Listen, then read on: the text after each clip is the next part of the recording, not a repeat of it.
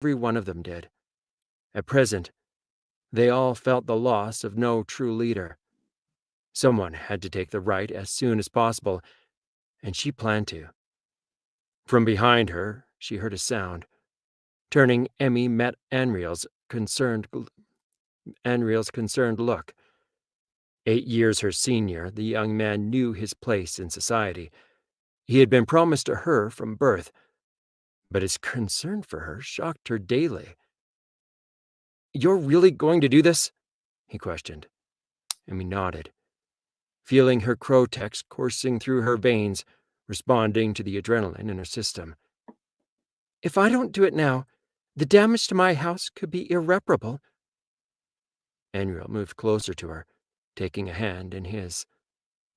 "I will stand by you." "Thank you." Emmy turned away from him and walked toward the meeting room where the noise echoed. She didn't knock. "What?" Mattel whirled around to face her. "Child, be gone with you!" "I will not," Emmy said, keeping calm. Her Crotex buzzed, and green flashes erupted around her, forming a swirling vortex. "Matters of this house concern me and my father, not some outsider." Mattel's Crotex bubbled within him. Emmy could see it oozing from each pore. Everyone else in the room backed off.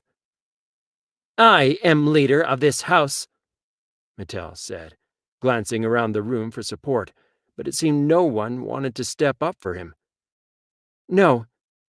Today there will be a new leader," she said. "The rightful leader. Me." Then one of the other diplomats laughed. "You are nothing but a child, barely 7 cycles old." And Rel stood closer to her. Emmy felt his reassurance through her connection. It gave her the courage to keep going. "As is my birthright, I am the rightful leader of this house, and thus you are challenged." "Mattel has already taken the house and is leading us to a better future, Miss Lanix," someone to her left said. "Mattel has not formally taken this house as his." Emmy met the older woman's eyes. "He does not have the power to do so." "I won't stand for this." Mattel pushed his chair back, the scraping noise echoing across the room. "There is no way this child can issue a challenge." And Rel stepped closer to the table. "Yes, she can and she has. By the laws which Valor and his predecessors set, Emmy has issued challenge for this house. Will you accept?" "I will see the king over this. This cannot happen." Mattel spat toward Enrel. Enrel's eyes flashed. "Kendra will be informed because he will need to be here. You know this. Answer the challenge." Mattel scoured the room around him. No one made a move. "You will not take this house. You can't." Emmy watched Mattel's pale face, and his blue Crotex, which had been easing to the surface, now dissipated almost as quick. He knew he'd no choice. He knew he'd no choice. "Then I accept the challenge." Emmy turned away from them all. The time of the fight was hers. "We meet at second sundown." With a flick of her dress, Emmy left the room, and Rel quick to follow. Loud shouting and clatter ensued, but Emmy laughed and continued on. "Where are you going?" Enrel asked, chasing after her quick strides. "Like you said, I need to see the king." "You're going to see Kendro now?" Enrel's eyes lit up. Emmy stopped dead, turning to him, carefully observing his demeanor. "Enrel, you'll support me 100% till the day I die. I already know how you feel for me, but our age is against us. Kendra will have to watch over as I formally take control of the house." Emmy noticed his lower lip tremble, and she knew her next words would hurt him. You know I might not survive through the night. The royal palace guards were not too impressed upon their young visitors. Please, Emmy stated, I must see the king. Everyone must see the king, young miss, one guard goaded. But we're not allowed to just let anyone inside. With her croaks rising, Emmy thought about knocking the two out of her way and storming to see Kendro herself, but a hand on her shoulder told her otherwise. Please, Enrel directed this toward the guards, and she felt him step beside her. Message Ioren Brokey, then. Message Ioren Brokey, then, and inform him Emmy Lannox of House Sanaya requests the king's urgent attention. Apologies, the guard took a double take. You're Miss Lannox? Emmy put on her best smile for him, and the guard pulled out a reader, contacting Einoren, the Einoren.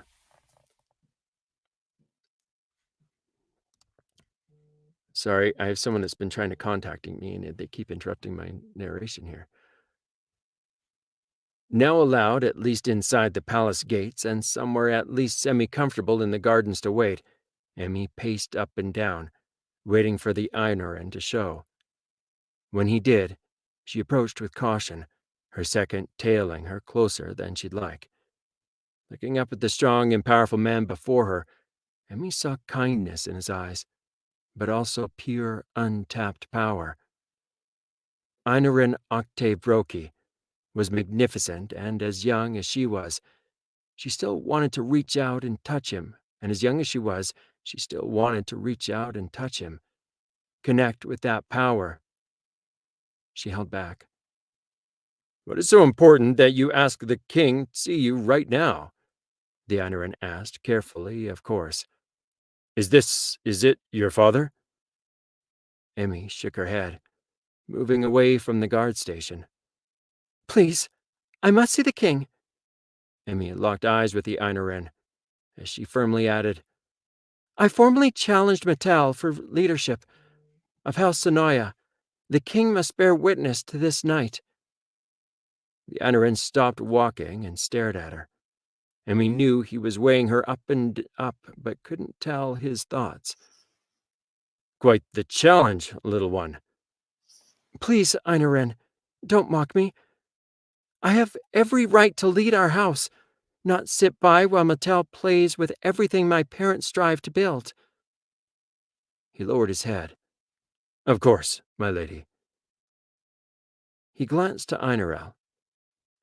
Please, Einorel, would you give us a moment alone? Einorel hesitated, but then decided to honor the Einoren's wishes, stepping away. I do not mean to offend you when I say this, Miss Lannox, Octave continued. Emmy couldn't meet his eyes this time, pulling a piece of cotton at the end of her dress. You won't? I'm sure you're just thinking exactly what everyone else will, that I'm a silly child with bigger dreams than she's capable of. She hadn't expected it, but the Einoren let out a laugh. Maybe not those exact words, but you might not be ready for this. I am ready. Emmy's Crotex surfaced once more, immediately setting off Octave's defenses. Father relinquished control of the house this morning. Everyone will feel the burden of no blood, no real leader. Mattel isn't strong enough to bind. He never could be. But you believe you are. I know the risks, Einoren. I believe my people deserve better. I have other duties to see to at the moment, the Einoren smiled at her. But I will make sure Kendro receives your message. I'm sure he already knows your intentions. He will have felt Demro release your house as well. Emmy glanced over to Enrel, who was watching the two of them carefully, trying his very best not to look out of place. He's quite the strength to have beside you. Emmy heard Einoren's words and replied, Yes, he is. Enrel will be the new Tafar at House Sonoya. Then she met the Einarin's eyes. They held questions, so she continued. There hasn't been one recognized in our house for 2 generations. Please also inform Kendra of this. Kendra sees many things. I'm also sure he knows this. Octave stood. You have a lot to learn, Miss Lennox, but you show integrity and strength. He indicated for them to move and walked her back to Enrel. Please escort Miss Lennox home. Make sure she's eaten well and rested before tonight. Of course, I will, Einarin. Thank you for your audience.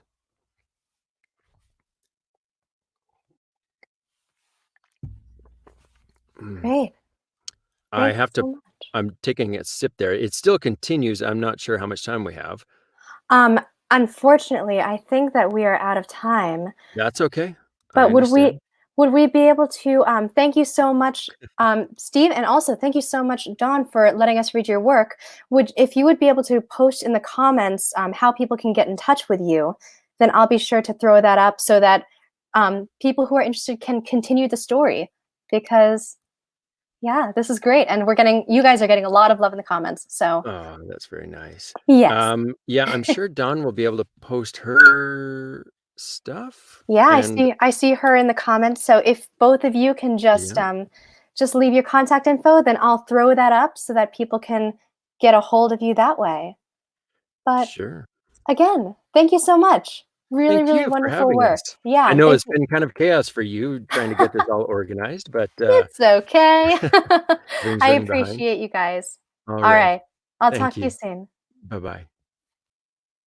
All right. So next up, we have Stephanie coming to us from Europe. Hello. Hi. Switzerland. Hi. Hope Switzerland. Good evening. That's right. Good evening. Thank you. So what Yeah. time is it for you? It's right after 10 o'clock at night. Okay, It's great. a little Well, late. it's a little late. So Let's see.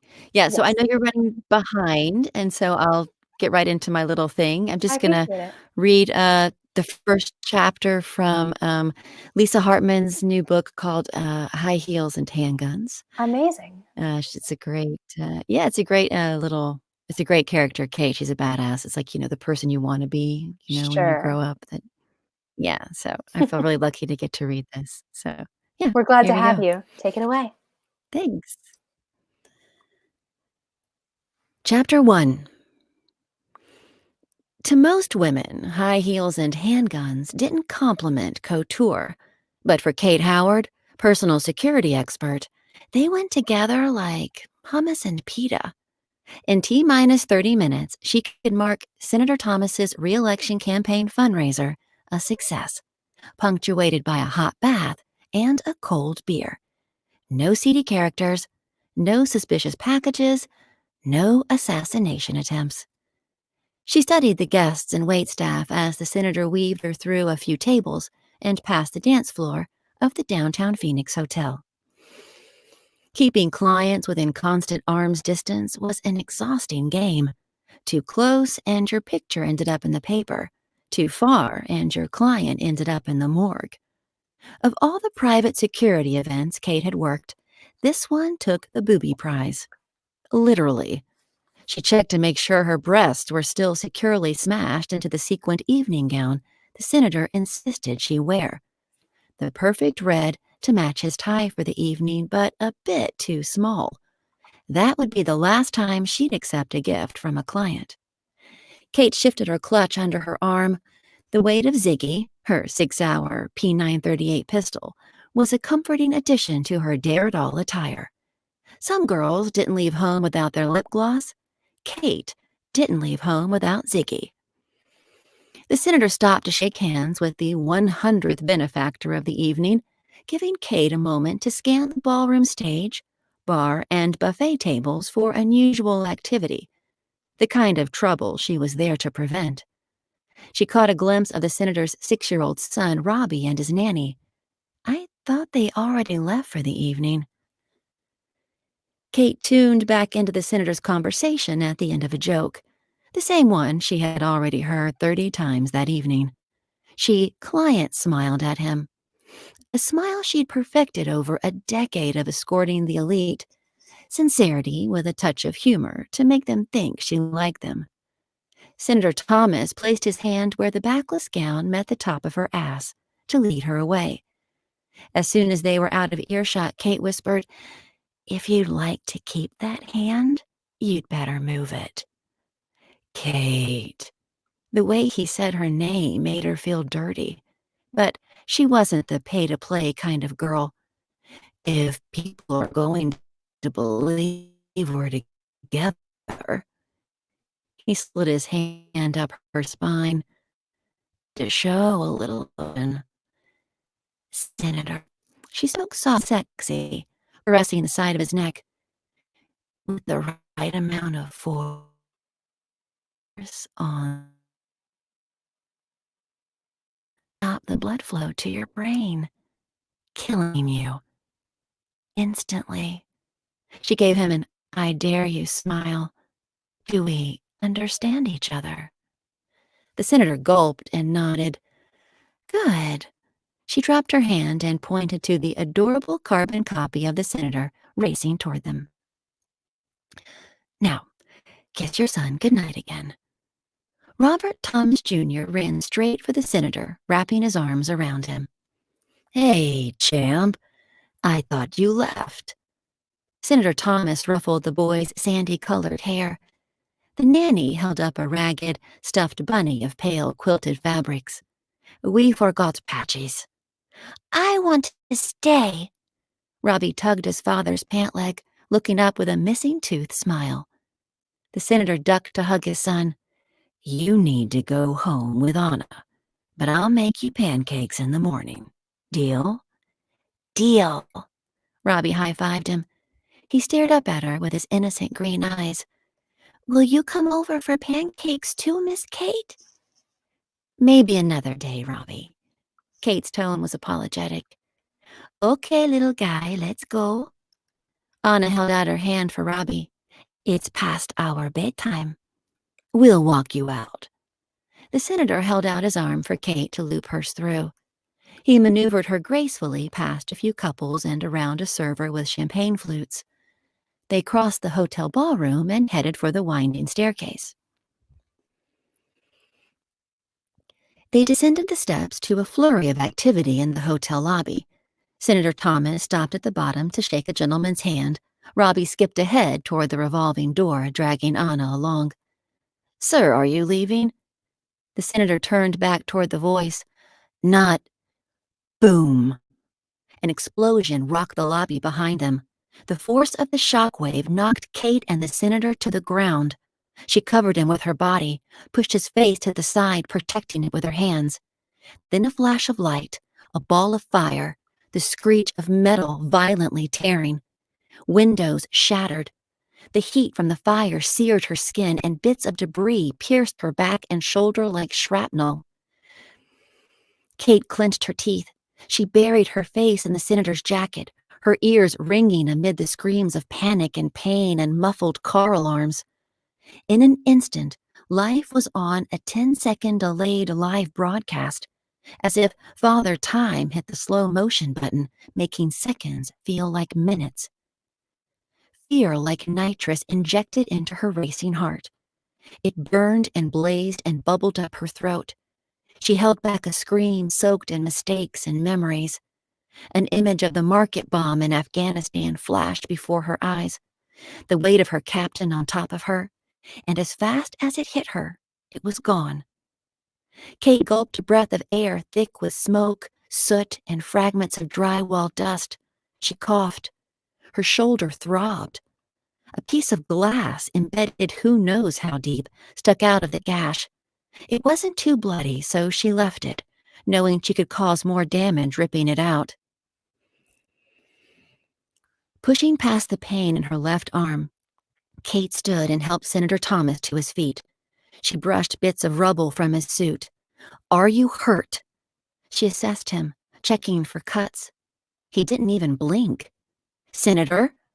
Kate yanked out his pocket square, shook it, and gently placed it against his hairline where blood dribbled onto his forehead. She checked the area for threats, looking for a safe way out, but nothing felt safe. "We have to go," she said, giving the senator a little shake. Kate snatched her clutch from the step. She wasn't sure if she'd need Ziggy or her phone or both.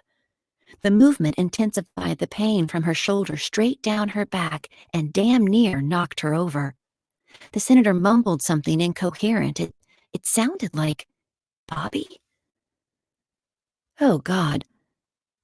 Robbie. His name stuck in her throat, trapping air in her lungs. Adrenaline gave Father Time the finger and kicked Kate in the ass. Hard. She braced her arm against her stomach. Spinning on her heel, Kate looked to where she had last seen him. She squinted. The revolving door. A mass of mangled metal and missing glass. She scrambled toward it, ahead of the senator climbing over debris, searching. There were people on the ground, bleeding, crying, begging for help. She stepped around and over them, promising she would get help. Finally, she found Anna. Her body was contorted. Blood, thick and dark, puddled on the carpet around her hair. Kate dropped her bag and felt for a pulse. Nothing. Kate ran a trembling hand over Anna's face to close her eyelids. She hadn't known her well, but no one deserved an end like this. Robbie. Senator Thomas pushed past her. Robbie. She grabbed his arm, pointing up to the still teetering chandelier. It's not safe. Come this way. He broke free, rushing toward a pile of rubble. Pieces of a window frame, furniture, a lamp. Then she saw him. The boy, eerily still. A glass shard stuck at least 10 inches out of his chest, and no way to know how deep. Like the little boy in the Afghan market bomb, a victim of chance. Wrong place, wrong time. Her hands fell to her sides, arms and shoulders heavy with failure and sadness. Her wet, dull eyes searched his chest for movement. Was it one breath every 3 seconds or 5 seconds for children? Fuck. So that was chapter 1 of High Heels and Handguns. Thank Does you Robbie so much. live? Does he die? You have to either grab the book or wait for the audiobook to come out. Amazing. Thanks, And Lauren. so people can find you and find the rest of the book at lisahartman.com. Is that correct? Exactly. Yeah, sure. All right. Thank you Yeah. so much. Thanks Get so some much. It was a rest. pleasure. Yeah. Bye. Best of luck. Bye. Thank you. All right, moving right along, we are going to have Jeff as our next guest here. I'll bring him on. Hello there. Hello. Hey, sorry, I caught you off guard. I didn't give you enough intro. It's fine. It's fine. I'm just actually trying to get my Facebook credits here in order, and I was just about ready. So, how are you? You've been going for quite a long time already. Oh yeah. Oh Yeah. yeah. We're got your- good. We're You got good. your Monster Energy drinks. You're Yes, fine. at 8 p.m. Uh-huh. At 8 p.m. Yep. Good. Good. Well, I'm glad to be part of the show. Thank you so much for putting this on and for thinking of these kids in this crazy time. Yeah. I hope everybody's been donating. I haven't watched the ticker for a little while. It's like maybe a couple hours ago. It was already at 4,000. Have we hit the 5,000? Yeah. Last I checked, we were about 500 from our goal. So All right. we've still got time. Guys, I believe in us. Come on. Sell it out. We got to feed some kids here. Yes, definitely. Definitely. Yeah, so for people who don't know me, my name is Jeff Hayes. I run a company called Sound Booth Theater. We produce audiobooks mainly in the game lit RPG genre. And actually, when I first started this company, what I really wanted to do is just kind of take my own audiobook narration and production philosophy and bring it to a wider audience, bring it and provide some more opportunity for other narrators to make audiobooks more fun. So all of our stuff is almost exclusively multicast now. We do sound effects and music for all of our stuff. And in the middle of this year, we're aiming at June. We're going to be launching our own independent distribution platform for audiobooks. And that's really exciting for all the narrators and for all the authors. And for the listeners, because we're trying to reduce prices. We're going to be able to control prices so that, especially now, especially with everybody having to tighten their belts and stay home and look for things to do at home, it's gonna be quite a break for them to be able to purchase audiobooks at a little bit of a less than what they're used to through Audible. So today I wanted to narrate a portion of Dracula by Bram Stoker, because now that we're launching this independent platform, we can release whatever we want. And Dracula is under public domain, so we don't have to pay an author. And also, I'm just, I really want to do some classics. I work a lot in fantasy and sci-fi from nowadays, and the authors that are writing now are very much more clean and clear cut with their language, instead of being flowery and decorative like authors of old, such as Bram Stoker. So I'm excited to do this in front of an audience and test out my Dracula in front of you guys. And it's kind of thematic, right? Because Dracula is a shut-in. Like, we want to Oh learn my from the gosh. Ooh, master, too right? soon, dude. Too Yeah. soon. And I'm also quite a fan of horror. So going back to the source, going back to the old stuff, the classics, learning from the master. I think this is very topical. So I'm gonna go ahead and get going because we don't have very much time. I've abridged some stuff. I'm starting chapter 2 when Jonathan Harker first shows up to Dracula's original mansion in Transylvania, and I'm gonna go as far as I can. You let me know when like, give me some, like, flash your your sticky note. I'll with a few do a signs little on cough. It'll Okay. be a little like Victorian cough. Okay. Like exactly. Yeah, okay. Exactly. All right, I cool. don't want to break the mood. Cool. All right. Here goes Bram Stoker's Dracula.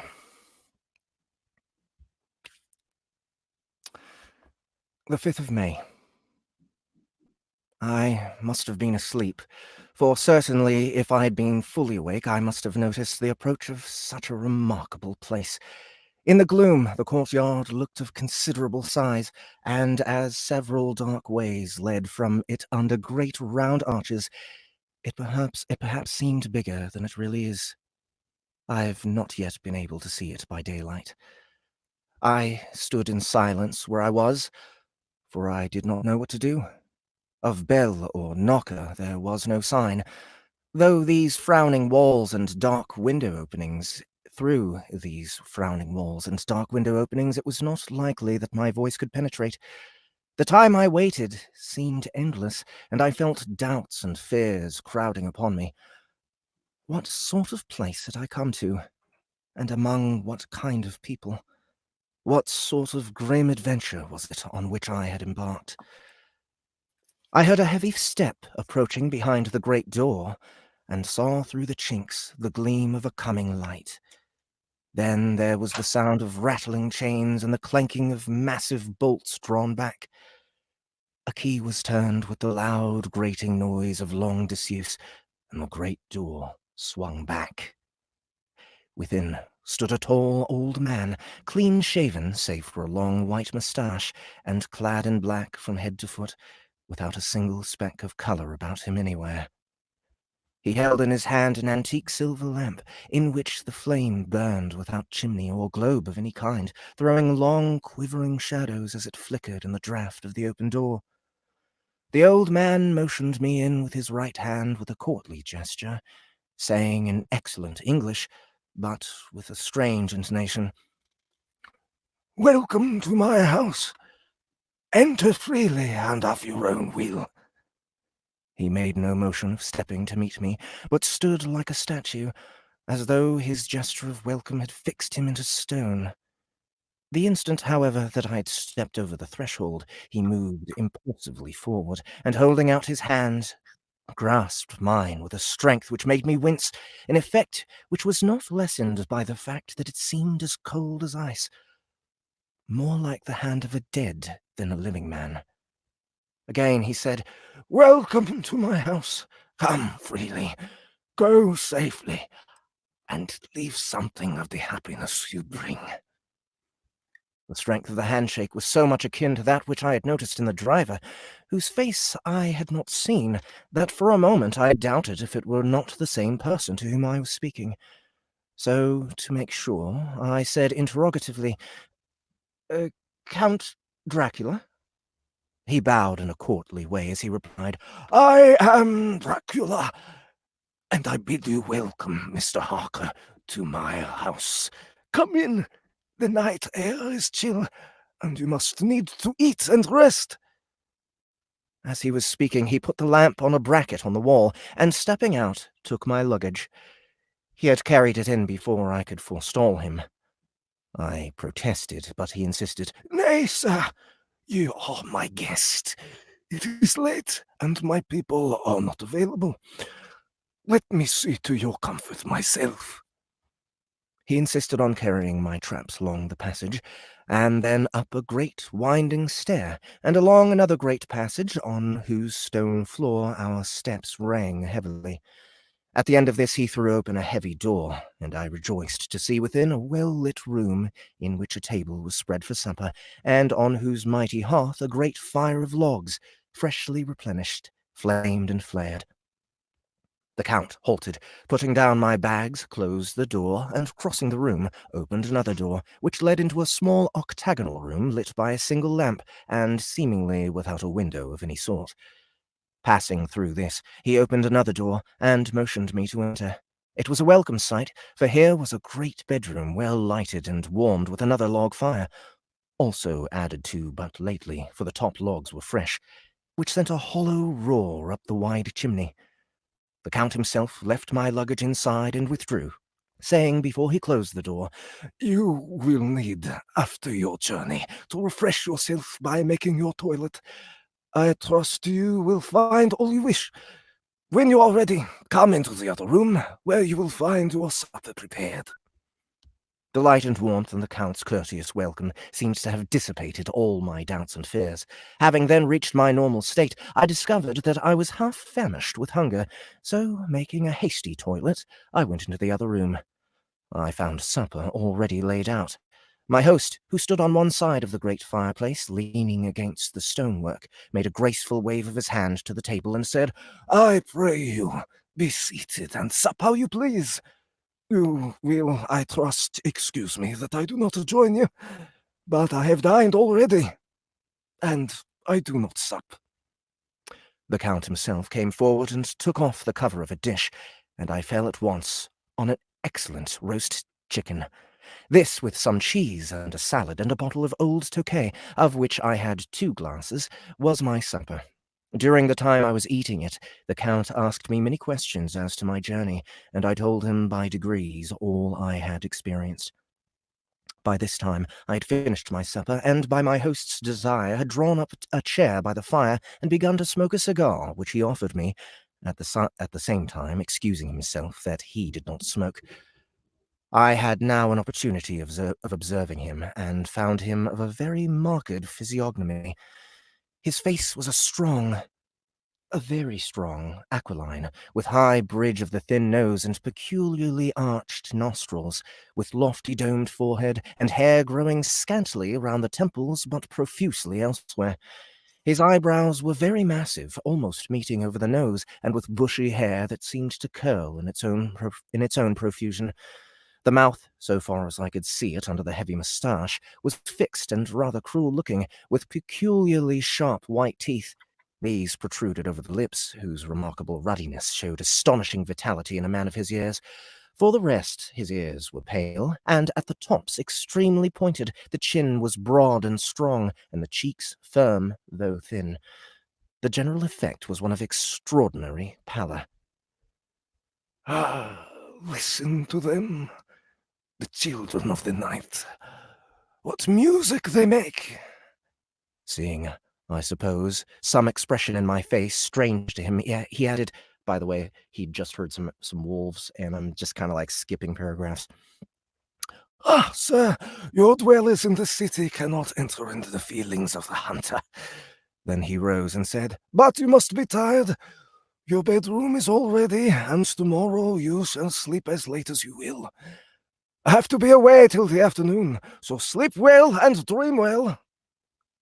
With a courteous bow, he opened for me himself the door to the octagonal room, and I entered my bedroom. I am all in a sea of wonders.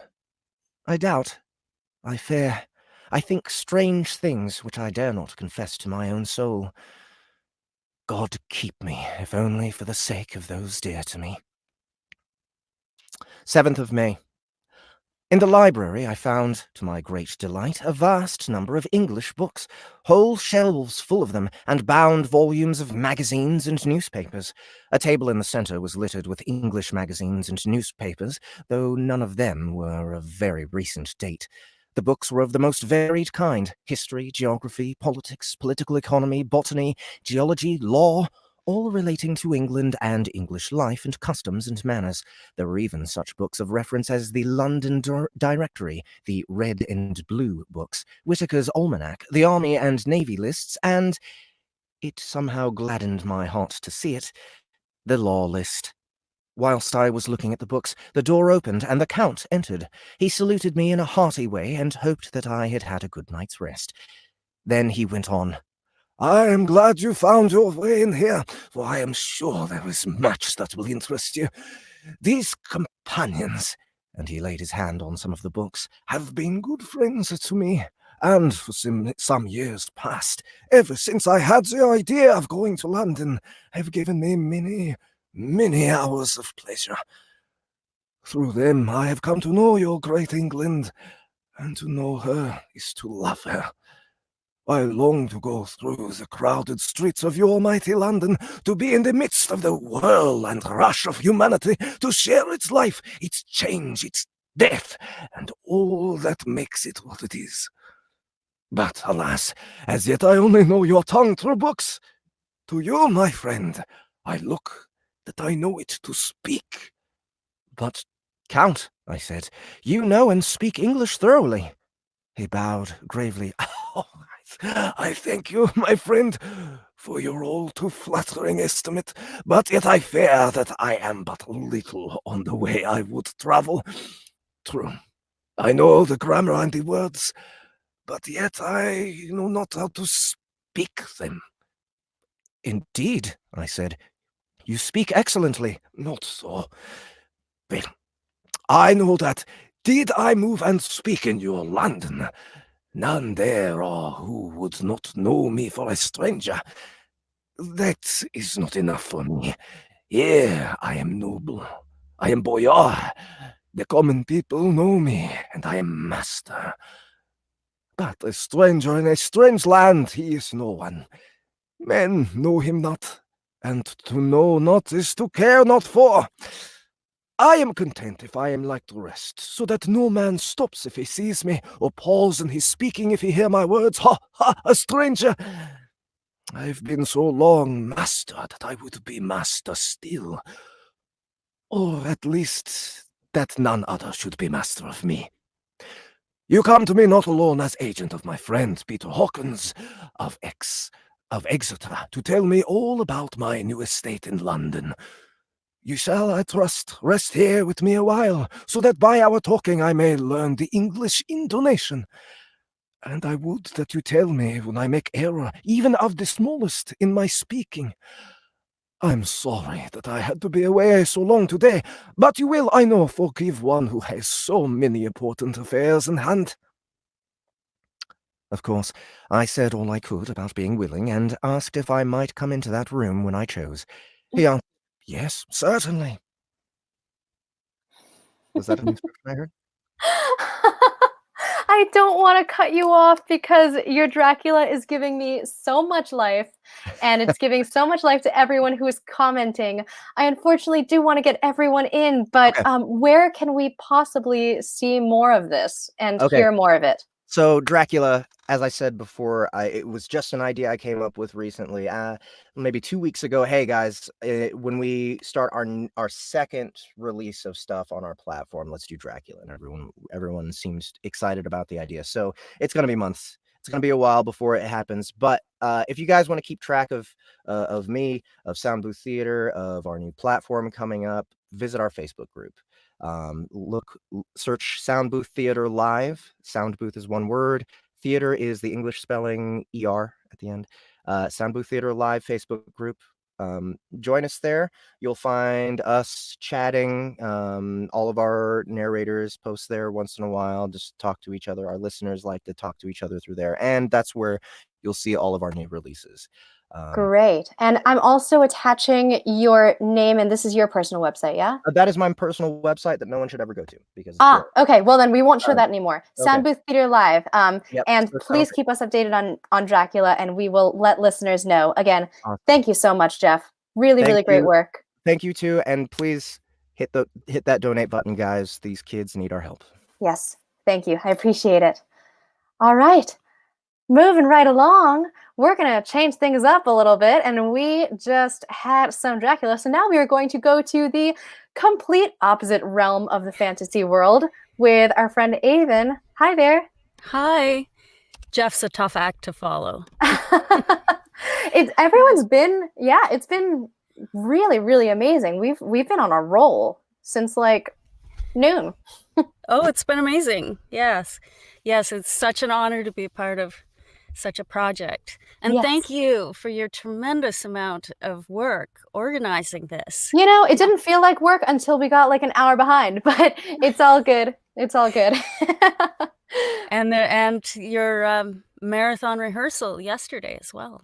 Oh yeah. That was a thing.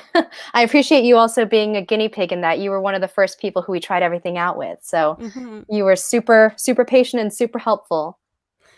Okay. So I'm Avon Shore, and I'm in Canada, and I'm an audiobook narrator. This is my first time narrating live, so normally I can stop for every little mistake or a bit of background noise, but we just go straight through today. And I'm going to be reading to you Chapter 2 from the children's book, A Little Twirly Story of Candy by Deborah Harkins and Tan Hun. Where did candy start? Life can be bittersweet, but only you control the sugar. Michelle Parsons. This chapter is about the origins of candy in the U.S., or at least that is how we started. Figuring out how and when it began is just as sticky as defining what is candy. You see, people have been making candy in their homes since the time of the ancient Egyptians.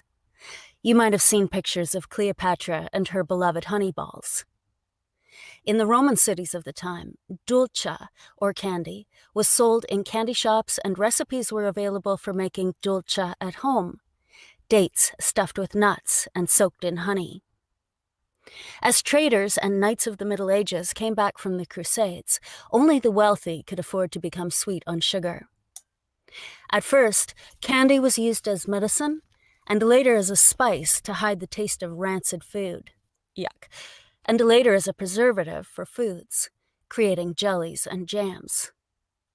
From the Middle Ages, and even now, English people love their sweets more than any other culture, with the English royalty eating so much candy, or sweetmeats, as they called sugar, their teeth often turned black. Reminder here, don't forget to brush your teeth after eating sweets. Hey, did you notice we said how much the royalty loved their candy? Well, this is where our candy story gets, well, a little bitter. We need to talk about sugar and where the sugar came from that is used to make our beloved candy. Remember in Chapter 1 we said that sugar cane and sugar beets are the main sugar used to make candy. So let's start with sugar cane, since a lot of the sugar in our candy comes from sugar cane. We'll talk about the sugar from sugar beets in a bit. Sugarcane is a very tall, very thick grass that grows in tropical climates where water is abundant and heat and humidity is high. Sugarcane originated in New Guinea way back in 7000 BC, and around 327 BC in India, and expanded throughout the world via trade routes. Speaking of trading, you've probably heard the stories of Christopher Columbus setting out to find quicker spice trade routes, rather than going down and around Africa to get spices from India. What is less well known is that Columbus's father-in-law, Bartolomeu Perestrello, was a major overseer of sugarcane plantations in Porto Salvo and Madeira, along with some other smaller islands. Christopher probably watched how his father-in-law Bart's plantations made him super rich. So, although Christopher wanted to find easier ways to get spices, he also was probably looking for places to grow sugarcane. How do you know that, you say? Well, because Columbus not only knew how rich one could get from sugarcane plantations from his father-in-law's adventures, but on his second voyage to the New World, Christopher brought back cuttings of sugarcane from the Caribbean, from Haiti to be exact. Columbus also likely came across cocoa on his voyages, but like many, he did not recognize its value. The wealthy fell in love with sugar so much that they wanted more of it, and a market quickly opened for producing more sugar. Side note: at this time, sweets made from sugar were not thought of as just for kids. No, when royalty in Europe ate sweets from this sugar, it was considered healthy, exotic, and classy. Candy made from cane sugar was also likely still being made in people's homes or in fancy candy shops. Back to the sugar plantations. More sugar plantations meant finding more land to grow the sugarcane. The best place to grow sugarcane is in the hot and steamy tropics, and so a quick race to conquer and own the tropic islands in the Caribbean happened between Spain, France, and England. The English loved their candy more than any other country in the world. So it's no surprise to learn that the English created the largest sugar plantations in the Caribbean, including in Barbados, Jamaica, Antigua, and Montserrat. The British loved their sugar so much that they engaged in huge naval battles with France and Spain to maintain control over the sugar-producing Caribbean islands. So, you say, what's the big deal? Yeah, sugar plantations, tropics, Columbus, naval battles, Caribbean, and get to the point already. Talk about candy. Candy. Okay, we're getting there. But first, who do you think were the workers on these labor-intensive, stifling hot sugar plantations? It wasn't Columbus or his father-in-law or any of the royalty or even the regular people like you and me. At first, the Spanish, French, and English who conquered the West Indies wanted the land to grow tobacco, cotton, and sugar, and they tried to have the island natives do this backbreaking work. But many of the natives knew the terrain and quickly ran away. Then the Europeans brought in indentured slaves, often troublemakers or criminals from England, Spain, and France, to do this difficult work, but there were not enough of these folks. Once these indentured slaves completed their indentured time, they hightailed it out of there as fast as they could.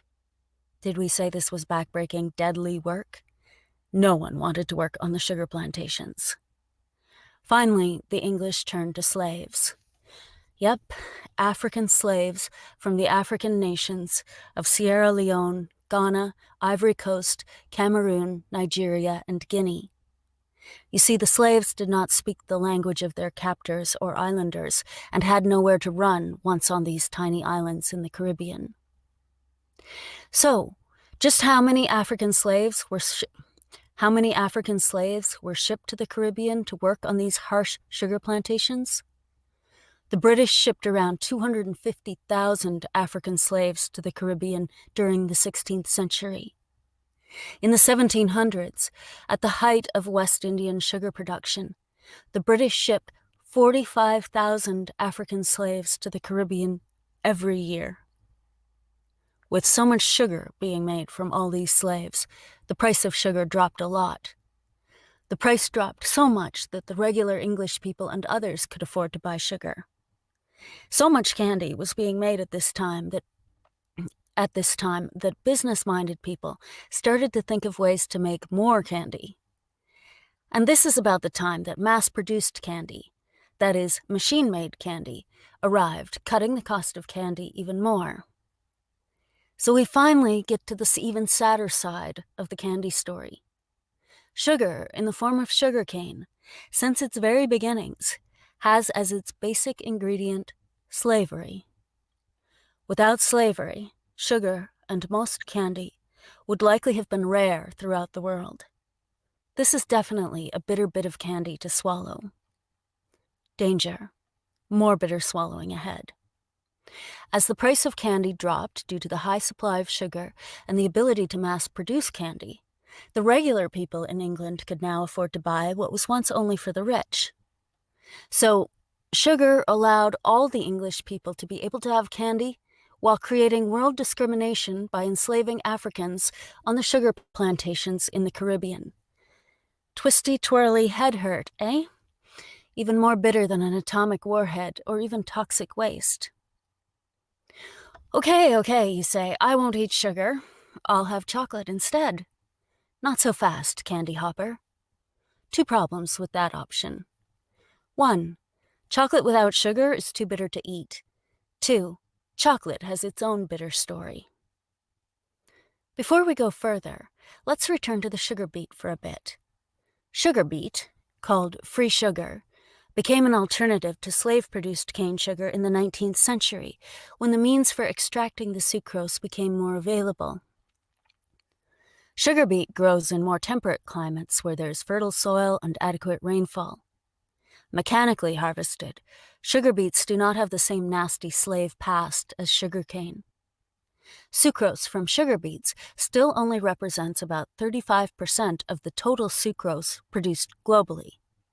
The U.S. is the 3rd largest global producer of sucrose from sugar beets, with Russia and France as the top 2 largest producers. Within the U.S., sugar beets represent 55% of sucrose produced. Yay for free sugar. I bet you are wondering what's happening within the world of sugarcane today. No, you say. Well, you know we're going to tell you anyway, right? So you say, okay, but it has to be better now, right?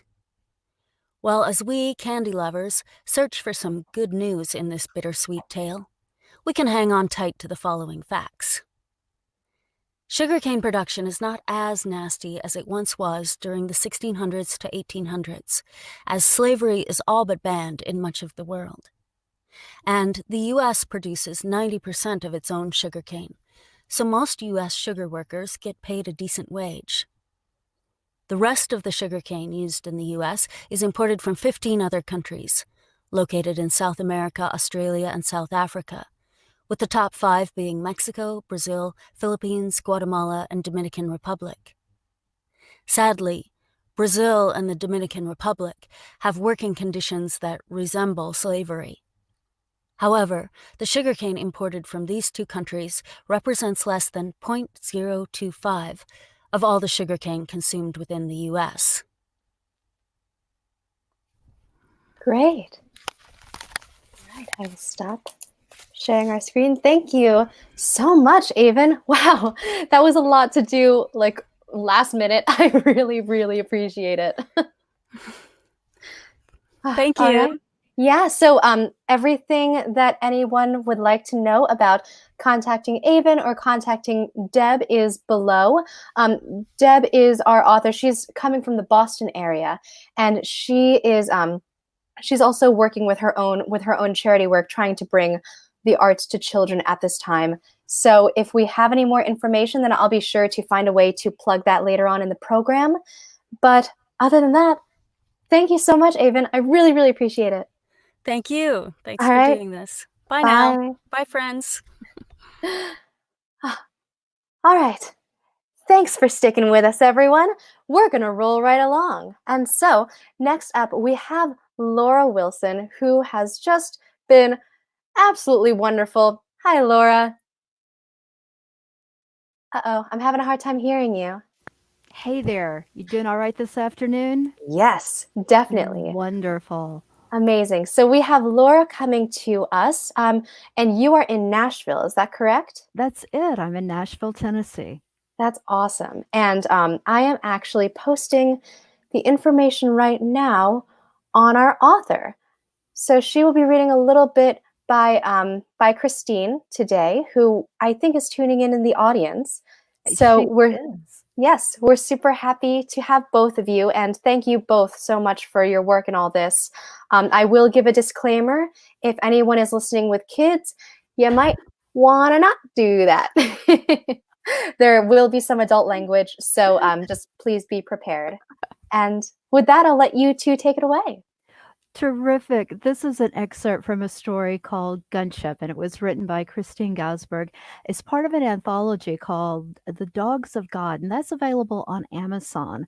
While we join Millie right now, Millie Hunter is just preparing to do her first pilot test, and she is on a ship getting ready to get certified for that. So we'll join her here as suddenly a whistling sound increased rapidly outside the ship. She staggered backwards towards the pilot's seat, semi-blinded. Then something exploded on the ground close to the ship, making the gunship tremor and tilt violently. She was thrown against the side of the cockpit and knocked to her knees on the floor. "Ugh!" Millie cried out as she crawled back to the pilot's seat and immediately turned the comms back on. "Mayday! Mayday! What's the hell's going on?" she yelled in panic, tapping on one earbud to see if it was on at all. Then she went through the startup procedures like greased lightning, ready for liftoff. "Confirm identity," a male voice scrambled over the comms. "Are you fucking shooting at me?" "Confirm identity," the man repeated. "Stop firing at me, you motherfucking moron. This is an E-Corp vessel, and they'll have your motherfucking ass on a tray if you don't stop right now," Millie screamed into the windscreen. She felt completely out of her depth, on the verge of crying, but if she was going down, it would be kicking and screaming. Her vision was starting to return to normal, and she found the attacking vessel's position on the screens. It was close enough for her to be able to see it with the naked eye. "You're flying a gunship. Confirm identity," the man repeated again. "This is Hunter, on E-Corps business," Millie snapped. "Now, confirm your identity and state your motherfucking business on the far side of the moon." There was no reply. The vessel took off. Millie's predatory instincts kicked in. Her name wasn't Hunter for nothing. She looked immediately, locked tracking on the ship, and took off in pursuit of it. She checked the weapons sections of the controls. The gunship was indeed loaded. Not fully, but enough to incur some damage. She had spent enough late nights trying to beat the gunner high score in the simulator to be familiar with the gunship's weapons. The other ship wasn't as fast as hers, so she quickly gained on it. It looked like a cargo ship, a heap of junk, much like the patchwork gunship she was flying. "Confirm identity, or I'll shoot you down with everything I've got." Millie could clearly see again and felt sharp as a razor. She powered up the gunship's artillery. "Wait! You didn't answer on the comms when I hailed. I only fired a warning shot to check that there was nobody aboard." The man sounded somewhat anxious now. "Confirm identity," Millie repeated calmly. She was starting to get her emotions under control again, the way she'd been taught during psych training. "I wasn't even sure the ship was intact from the looks of it. I assumed it was abandoned." "Abandoned? Huh? So you just thought that a ship without a pilot was a free-for-all?" Millie snapped as she ran the specs of the cargo ship through her database. The adrenaline flooding her veins seemed to boost her with a new kind of bravado. "I was just checking," the man objected. "So you're a recruiter," I reply. The gunship's computer came up with 11 options as to the identity of the cargo ship. Millie glanced at them and narrowed it down to 3, purely by the shape of the ship's body. "What's your name?" Still no reply. "Now confirm your identity, or I'll warn you a warm welcome I won't miss." Millie prepared to fire. "Something like that." "Something like what?" "Scavenger." "Identity?" "Lazarus," he said hesitantly. "Of the Wildfire Ark," Millie completed his sentence. His ship was on her short list of possible ships, all right. The Lazarus of the Wildfire Ark. There were a few orange warning marks associated with the ship's profile, meaning he probably had unpaid fines or some kind of slightly worse violations. Clearly not as clean as a whistle by any means. Affirmative, as in the wildfire swallows up everything and takes it to somewhere else to make a buck? Millie snorted quietly to herself before responding loud and clear. "Sure. And what's your name?" They were getting very close to the earth-facing side of the moon. "Come in, Hunter. Come in." Holman started crackling on the comms. "Do you hear me?" Millie muted the line with Lazarus of the Wildfire Ark and answered Holman. "I hear you all right. What happened on the far side? You should have returned a while back." "I landed and lifted without much trouble," Millie said, thinking of how best to get her pilot license without delay. "Really? Uh-huh. Well, that explains the time lapse. Certifiable style, I'd say." "Certifiable? I'm sure you're certifiable. But if you don't mind having another go under my supervision," Holman said firmly. "Yeah, well, can it wait?" "Wait for what purpose? Don't you want your license today?" Holman didn't wait for an answer. "I'm sending you new coordinates of an appropriate landing spot on the Earth-facing surface as we speak. Please confirm that you've got it." "I have, but—" Holman cut her off. "Right, and you're very close, so commence landing procedure immediately. I want to see precision." Millie gritted her teeth, torn between continuing her pursuit of the Lazarus. She'd love to be the one to bring him in, make him clear whatever infractions had given him warning marks, since he'd had the audacity to shoot at her. And the better choice of getting her pilot license today. She muted Holman's line and unmuted the Lazarus. "Lazarus, you're not off the hook, but I've got more important matters to attend to right now, so I can get this fricking license already. I'll be seeing you around. You can count on that." Millie switched off the weapons and dived toward the designated landing spot. "You're not even out of traffic school?"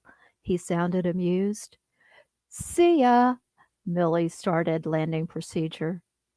The Lazarus of the Wildfire Ark zipped off ahead of her, making half a twirl as if in salute. Holman scrambled through the comms. "You're approaching at breakneck speed. Slow down." Millie landed the gunship firmly and securely on the lunar surface. "Done." "I'm not sure I appreciate your newfound haste, Hunter," Holman grunted. "Safety first." "Right." Millie wrinkled her nose. "So a little more taxing after all. And now shut her down and take off again." "Sir?" "Yes. And then dock at the space station and orbit near the moon." Millie turned everything off and went straight back online again. "Completed, and now off to the station." Millie lifted off and headed for the E-Core space station, not too far from the moon. "Affirmative, but you need to slow down a whole lot more when docking." Holman sounded vexed. Don't make me repeat myself. Millie winced. Affirmative. As soon as she reached the E-Core space station near the moon, she reported back to Holman. I'm ready to dock. Cleared to dock. They're expecting you, Holman announced. Millie gently pulled into the designated dock and locked the gunship in. Not a single bump, sir. Slowly does it. Holman's voice crackled dryly. Now, just deliver the 2 crates of spare parts to the station and come right back here. Affirmative. I'll be back. Millie turned off the ship and entered the station. She was met by a man quite a bit older than herself. You're here with spare parts? The guy was pulling a cart. Yes, 2 crates worth. Millie showed him the way to the crates on board the gunship. Excellent. I'll just take them off your hands. The guy energetically loaded the crates onto his cart, one by one. Millie noticed a few other ships docked further down the station's docking line. She looked down at the row of ships.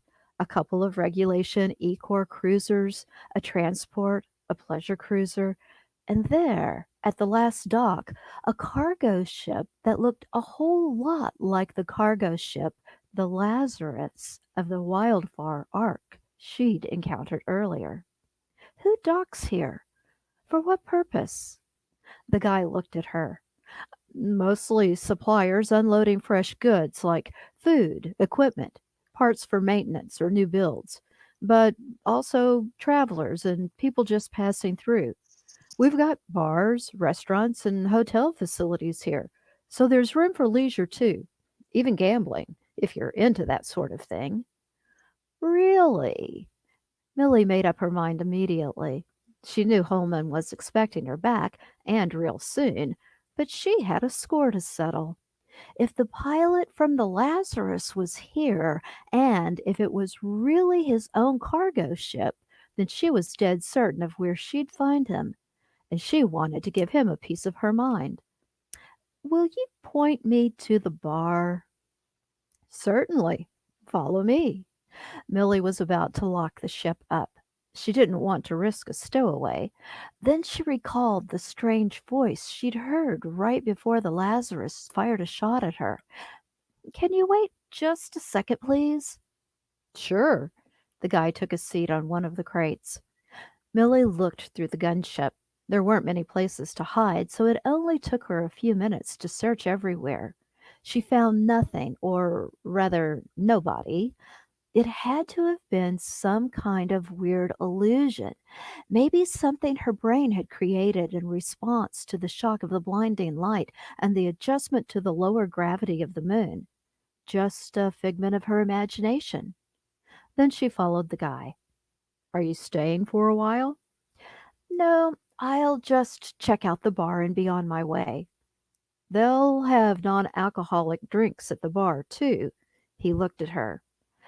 Right. She was on duty. A pilot couldn't have a single drop of alcohol in their system, and she couldn't afford to lose her license before she'd even gotten it, officially. Oh, of course. Is their coffee any good? Sure.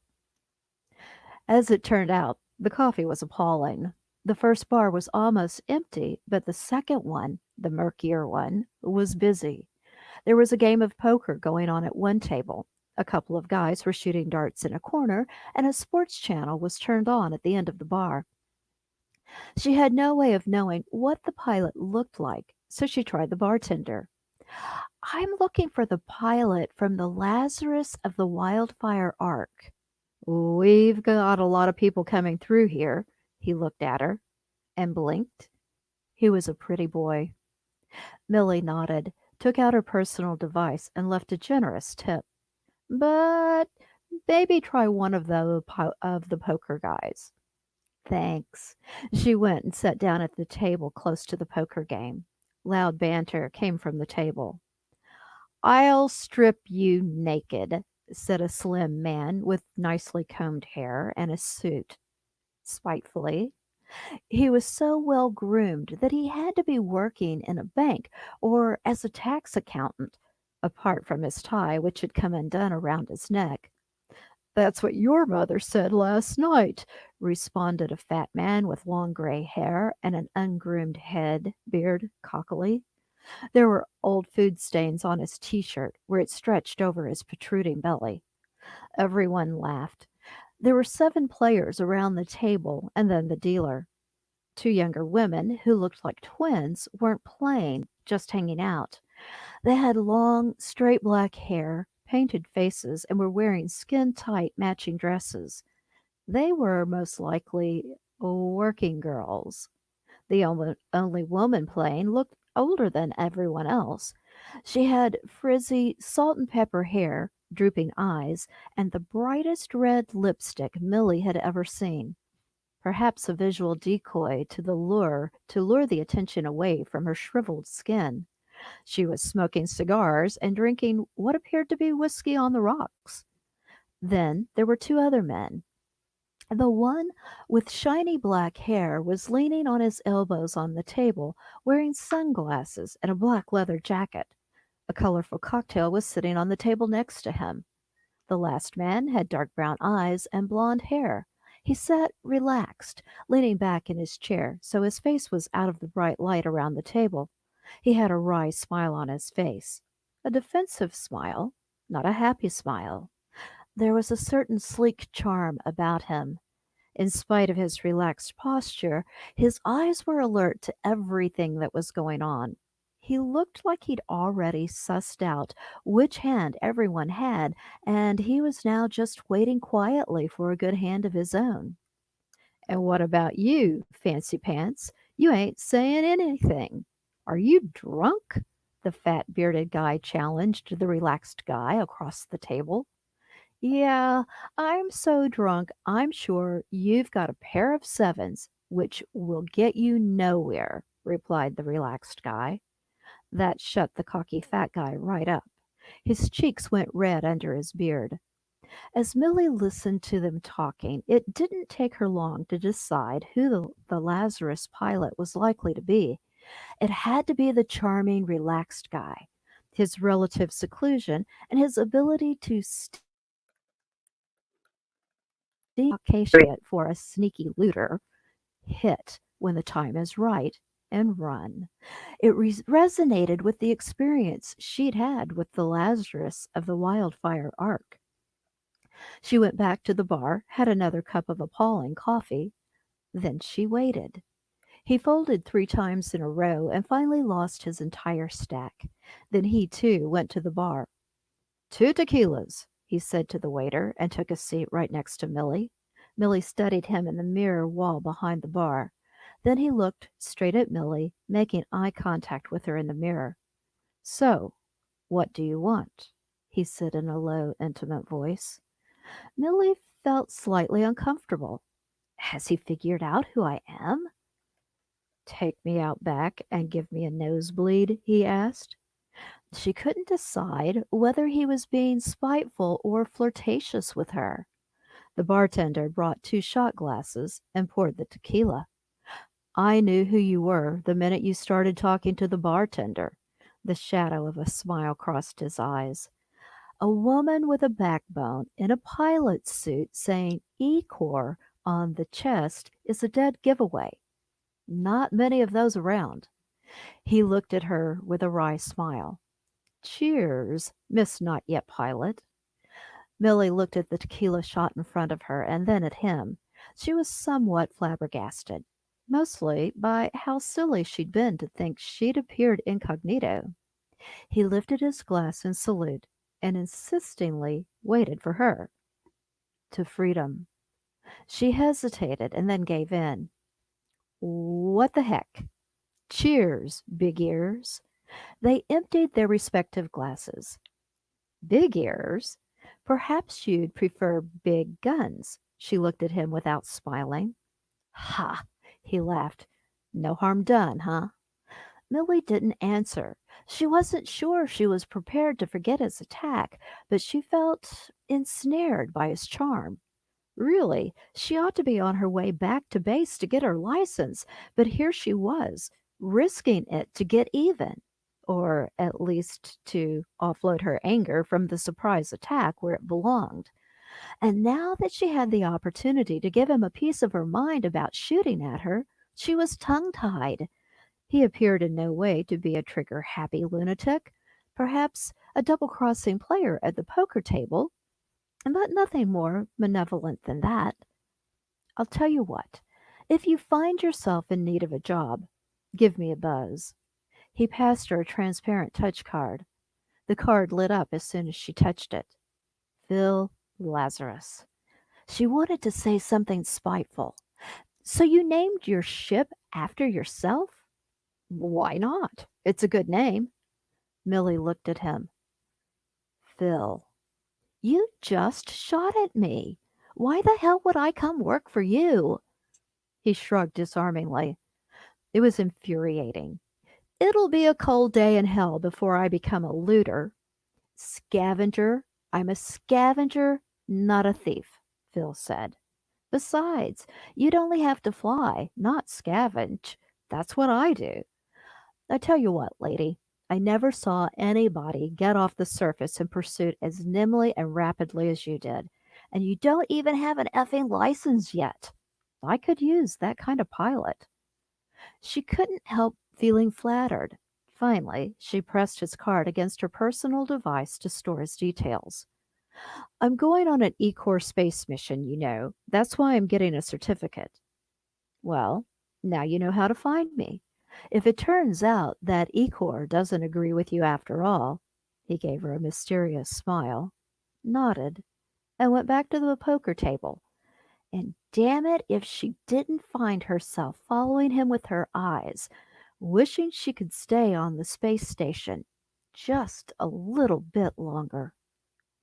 So if you enjoyed this short, feel free to go get The Dogs of God out on Amazon and sign up for updates for the upcoming book about Millie Hunter at christinegosberg.com.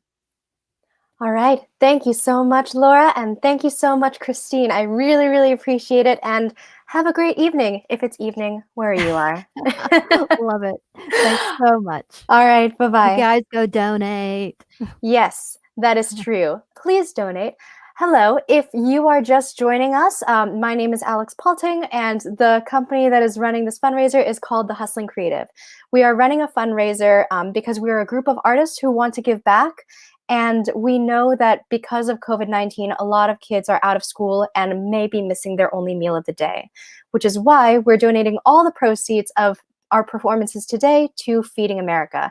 So all of the artists who you see here have generously given of their time and of their talents and of their vulnerability, and we greatly, greatly appreciate it. So if you also appreciate it, please go donate. Next up, we have our friend Rick, who has been so gracious and patient. Hello, Rick. Hi there, Alex. How are you? Great. Where are you coming from today?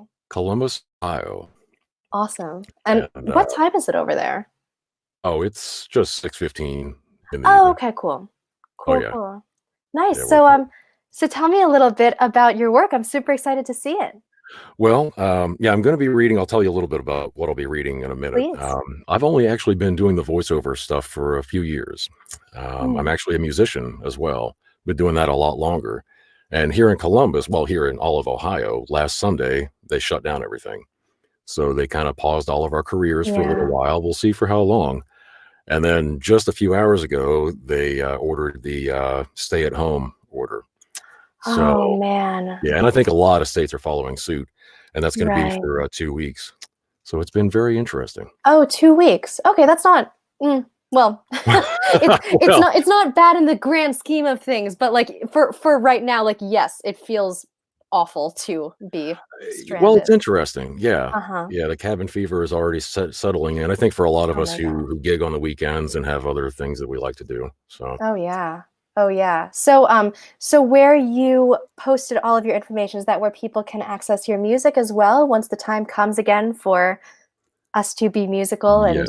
I may have left out the music link on Facebook, but my website has all that. So, and it has my sweet. schedule, which well, there's nothing much on my schedule right now, but we'll get Amazing.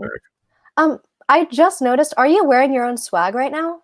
I am, I actually. love that. That is Um, hilarious. listen, Tell me more about that. 70 Lies is the last album I released. It was actually going on 4 years ago. It's a Fantastic. rock opera that I wrote and produced, Amazing. and it's out there on Amazon, every outlet you can think of, it's out there. So, yeah, check it out. It was a big kind of personal project for me, and it took a few years to make, and pretty proud of it.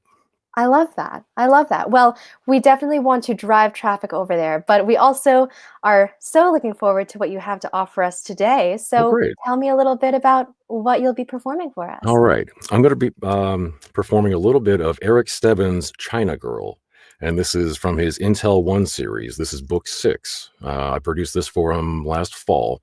He should be watching now. I let him know about it, so hopefully he's brought some additional fans in here for us. Great. Well, Um, thank you, Eric. And if you're watching, yeah, please go ahead and if you'd like people to have more access to you specifically, then just type it in the comments and I'll put it up here. Thank you for contributing your work to yeah, this cause. absolutely. All right. So we're just going to do a few chapters. I know I have limited time, so we're going to get going. Amazing. I appreciate it. All right. And thank you for all your work. Oh, yeah, it's You've not been work. amazing. No, well, I know. Okay, Ah. this is China Girl. Chapter 22, On the Run. The Nevada sun had set, its blinding rays blasting across the landscape of colored stone in Red Rock Canyon National Conservation Area. The air temperature dropped immediately, the little humidity in the air allowing sweat to cool any fools still outside in the wasteland. Artificial lights burned a day's hike away, centered on a smoking detainment camp. Lopez welcomed the evening with a growl. His hands ached, fingers dug into the red clay. He dangled over a ledge on the latest climb. The two women were already up, their smaller masses an advantage in this terrain. Heavyweight is a bad division for free climbing. Their pair grasped shoulders and helped hoist him over. 5 minutes, he gasped, opening a canteen and emptying it. And we're in trouble with water. Bugging out leads to shit planning, puffed Houston, dropping beside him. She plopped her wide hat on the ground. Rather we had some fucking whiskey anyway. I'm sure you would. He smiled at his lover. She glowed from the exertion, even in the dim light. Sweat covered her and dripped from her matted hair. Salty skin and salty tongue. Wild scenes of them together exploded through his mind. Fires and bombs. A tortured lunatic branding his forehead with the barrel of a smoking gun. Decoding another madman's equations of doom. Accelerating a vehicle out of an airplane and blasting their way to freedom. Too many trips through hell. Is there some kind of redemption in it? But this time was different, especially for her. They continued to cross lines after Sweet announced his deportation plan. The risks, the deaths, turning against a country she had worked her life to defend. All from his burning passion to protect the immigrants now treated as vermin. She'd signed on without hesitation because she wanted to stop a monster, end the injustice, but also because she loved him. Because this mission, this seditious quest, consumed him like nothing ever had. He glanced at Lightfoot. And what about you, wild FBI girl? He met her during the near collapse of the nation, a time when the digital world had disintegrated under the cyber attack of a crazed genius. The hacker agent from Intel 1 had joined them in the chaos. She'd cast her lots with a pair of ciphers, fought with them, risked her life with them. The trio had ended a global conspiracy together. But this wasn't her fight. Or was it? He shifted his gaze back and forth between her and Houston. Maybe it became so. Lightfoot scanned the star-filled sky. The distant pinlights and thwack of a helicopter drifted through the air. They know we got out, she said, her voice in a trance. But they've lost our trail. For now, he grunted, wiping the orange chalk from his hands. The trio resembled painted acrobats in a circus show. Multicolored clay stained every inch of their clothes. He coughed up colored phlegm. At least we're getting our iron supplements. Aztec sandstone, noted Lightfoot, sitting cross-legged beside them. She spread her hands over the landscape like some meditating goddess. Her tone turned mystical. Theropod tracks, petroglyphs, mineral strata, geologic time. She grinned like a kid. Nice park. Not how I hope to visit.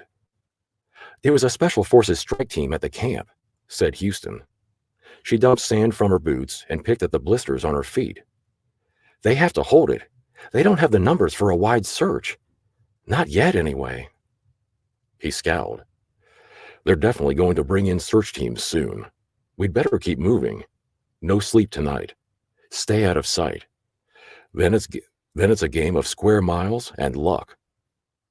And time, she said, placing a hand on his arm. Without a lucky water strike, we've got a day before we drop. He reached over and grasped her palm in his broad fingers. But that town's close, right? Mount Charleston, she exhaled. Half a day, I think, if I remember the map right.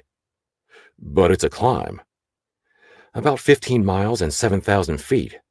The elevation will cost us the most time. She reached back down to her battered feet. But it will mean a cooler climate. Still, we have to get through this painted desert first. She grimaced as blood spat from a lance of oil. It's a vacation area. Tiny town. They'll have communications we can monitor and a place for a rendezvous. You're the Eagle Scout, Francisco, said Lightfoot. You're in charge of navigation to the mountain. Easier if we had the GPS, he laughed. But Semtrex Sarah had to blow the phones up. No damn choice. Houston replaced her boot with a moan. They'd have triangulated our position with the cellular signal. We can check Twitter later.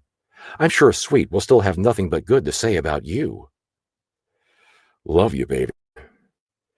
All right, he smiled. But what's the plan when we get there? Who are we calling in? Our core team just got fired. Those who got out have all gone to ground. We've got to give an all's clear. If we don't make it, there's no one who can lead them. Our plans are frozen until we're safe and back in contact. I think we'll need to change our plans, said Lightfoot, palming a thumb drive. Every mission Angel's got to get herself a radioactive storage stick. He stared at the device. We haven't had a debrief. What the hell's got you two so spooked? What's on that? She coughed, drinking from her own canteen. I haven't had a chance to look it over. I copied a massive pile of first personnel files. Data on all the camps. It's much bigger than we imagined. Certainly far larger than the public numbers. They really are making a